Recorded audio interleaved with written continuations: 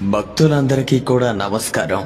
మీ అందరికీ ఒక అద్భుతమైనటువంటి వరాన్ని అందించబోతున్నాను.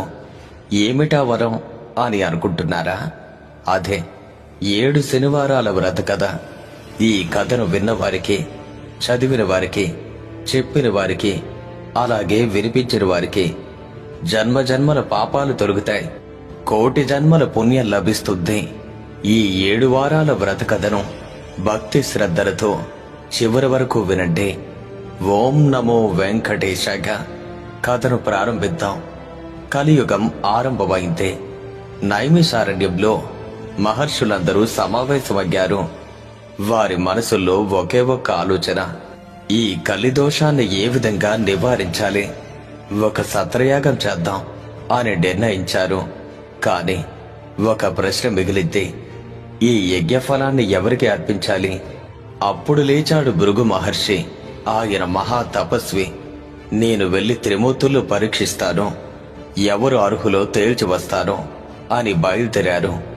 ఇక సత్యలోకంలోకి భృగు మహర్షి చేరుకున్నారు. అక్కడ బ్రహ్మదేవుడు సరస్వతీదేవి వీణానందంలో లీనమై ఉన్నాడు.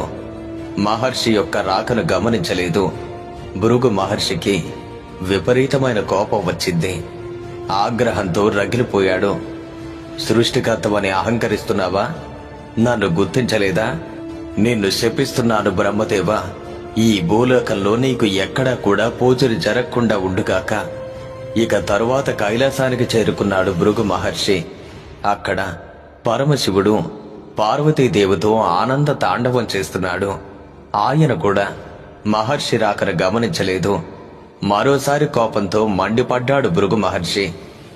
నీకు భూలోకంలో లింగ రూపంలోనే పూజ జరుగుతుంది, నిజ రూపంలో కాదు అని మళ్లీ శపించాడు. ఇక కోపంతో అక్కడి నుండి వైకుంఠానికి చేరుకున్నాడు. వైకుంఠానికి చేరుకున్నటువంటి భృగు మహర్షి అక్కడ శ్రీ మహావిష్ణువు శేష పాన్పుపైన పడుకుని లక్ష్మీదేవి పాదసేవ చేస్తుండగా మాట్లాడుతున్నాడు. భృగువు యొక్క రాకను విష్ణుమూర్తి గమనించలేదు. ఈసారి భృగు మహర్షి తన సహనాన్ని కోల్పోయాడు. నేరుగా వెళ్లి ఆ విష్ణుమూర్తి యొక్క వక్షస్థలం పైన గట్టిగా తన్నాడు. ఆ క్షణంలో ఒక్కసారిగా 14 లోకాలు కంపించాయి. కాని అప్పుడే అద్భుతం జరిగింది. శ్రీ మహావిష్ణువు రవ్వంత కూడా కోపగించలేదు. పరమ శాంతంతో లేచి భృగు మహర్షికి నమస్కరించాడు. మునేత్ర, మీ రాకతో వైకుంఠం పావనమైంది. మీ రాకను నేను గమనించలేదు.